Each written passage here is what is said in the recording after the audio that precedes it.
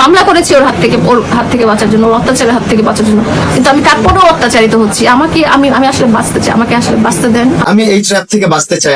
আমি সবার কাছে আমার হাত জোর করে নিবেদন, আমার সন্তানদের জন্য বাঁচতে চাই, আমার বাচ্চাদেরকে আমি ভালো রাখতে চাই। আমার বাচ্চারা খুব ট্রমাটাইজড হয়ে গেছে এই ঘটনায়। যে সবার কাছে আমার অনুরোধ, সবাই আমাকে এই জায়গা থেকে রক্ষা করেন। আমি দেখাই আপনাদেরকে, এই দেখেন লেলা কিন্তু অলরেডি ওর মাস্টার মাইন্ড খাটানো শুরু করে দিচ্ছে, মাস্টার মাইন্ড দিয়ে খেলা শুরু করে দিচ্ছে। ওর প্রিভিয়াস যে লাইভ গুলা, আমি ওইখান থেকে বের হওয়ার পর আমি কিন্তু লাইভ করতে করতে ওইখান থেকে বের হয়ে গেছি। লাইভ করে যখন বের হয়ে গেছি, আমি মানুষের কাছে, জনগণের কাছে, আপনারা যারা আছেন দেশবাসীর কাছে আমার আত্মচিৎকার প্রকাশ করছি। আমার যে কষ্ট, মনের মধ্যে কষ্ট, আমি যে আসলে একটা ট্র্যাপে পড়ে গেছি, আমি যে আটকা গেছি একটা জায়গায়, আমি এখান থেকে বের হতে পারতেছি না। আমাকে হয়তোবা এছাড়া আমার কোনো এখান থেকে বাঁচার কোনো উপায় নাই। এরকম একটা সিস্টেম করতেছে, ব্ল্যাক করতেছে, মামলা দিয়ে ব্ল্যাক করতেছে, আমার পার্সোনাল ফটো নিয়ে, ভিডিও নিয়ে ব্ল্যাক করতেছে। এই যে স্যাটারডে 11:31 PM তখনও একটা পোস্ট করছে, তখন পোস্টটা করছে, আমি পোস্টটা আপনাদেরকে দেখাই।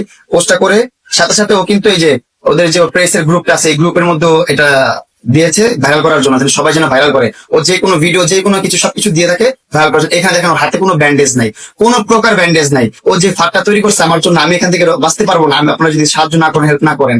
এই দেখেন এইখানে ওর হাত কাটা নাই, কিন্তু এখন ও সিএমএস এ ভর্তি হয়, মেট্রোলায় ভর্তি হয়, ওর ফেক কাগজপত্র বের করে ও ওইগুলা নিয়ে আমার নামে শ্লীলতাহানি মামলা করছে, করছে, শারীরিক টর্চার করছে, এটা করছে, এটা করছে। ভাই আপনারা ওর সিসি ক্যামেরা ফুটেজ প্রয়োজনে আপনারা টানেন, ডিএইচএস সিসি ক্যামেরা ফুটেজ টানেন। আমি ওর বাসায় ঢুকছি রাত 5টা বাজে, কোন মানুষটার বাসায় কোন মানুষটা ঢুকতে পারে পারমিশন ছাড়া? আমাকে ও ফোন দিয়ে থ্রেট করছে, তোর আজকে দেখা করার কথা ছিল, আজকের মধ্যে আমার বাসায় আসতে হবে, আমার সাথে দেখা করতে হবে, নাহলে তোর অনেক সমস্যা হবে, তোর অনেক অসুবিধা হবে, তোর নামে মামলা যেগুলো আছে আমি একটা তুলবো না। আমি ওর বাসায় আসছি যে ঠিক আছে ভাই, মামলাগুলো তুলবেন, আমি বাসায় যাই, ওর সাথে ও যেভাবে বলে সেভাবে করি, মামলাগুলো তুলে ফেলুন, ভালো একটা ফ্রেন্ডশিপ আছে, ভালো একটা বন্ধুত্ব আছে, সেটা বজায় থাকুক। আমি বাসায় যাওয়ার পর আমাকে তো উল্টাপাল্টা করে ফেলছে, আমি একদম উল্টাপাল্টা হয়েছিলাম, অজ্ঞান হয়েছিলাম ওর বাসায়। যেগুলো ভিডিও, যেগুলো ফুটেজ আপনাদের কাছে আছে, আমিও একটু দেখাই আপনাদেরকে যে আমি কিভাবে ওর বাসায় অজ্ঞান হয়ে পড়েছিলাম।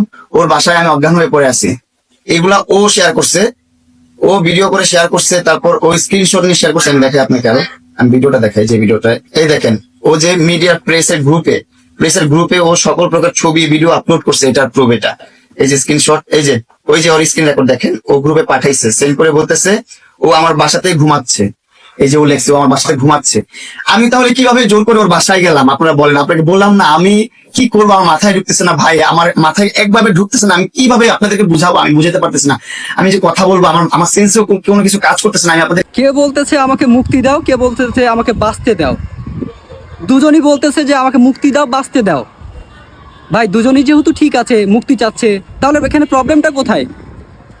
যেহেতু দুজনই বলছে যে আমাকে মুক্তি দাও, তাহলে এখানে প্রবলেমটা কোথায়? এখানে আসলে মামুন চাচ্ছে যে আমাকে চিরদিনের মতো মুক্তি দাও, আমার মামলা তুলে নাও, তুমি তাকে বিয়ে করে নাও। লায়লার এটাই কথা যে তুমি তাকে বিয়ে করে মুক্তি দাও।